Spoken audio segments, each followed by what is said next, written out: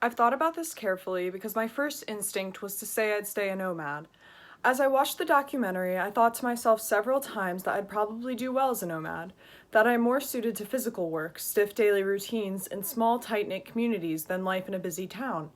However, Yama and Locho made it abundantly clear that life as a nomad was also grueling and riddled with several unknowns.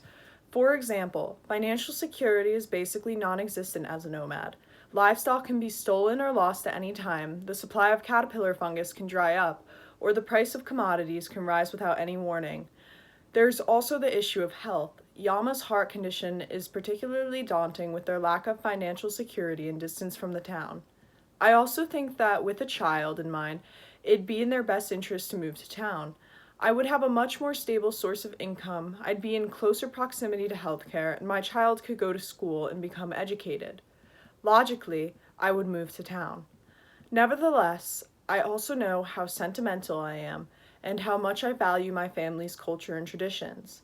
I think despite knowing moving to town is in my family's best interests, I would still hesitate. I'd feel guilty abandoning a lifestyle and culture that my family has been a part of for generations.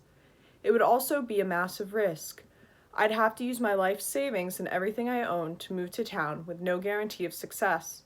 I think it'd also be a hard adjustment. I wouldn't know Chinese, I wouldn't know how to read or write, I wouldn't know the social life of the town. I wouldn't be familiar with their means of income. It would be full of massive sacrifices. Thus, in considering myself and my own happiness, I'd stay a nomad, but in considering the lives of my children and sick family members, I would most certainly move to town. Especially in Yama and Locho's case, it seems they always have the future of their daughter in mind, so moving to town would be the best for her and thus them.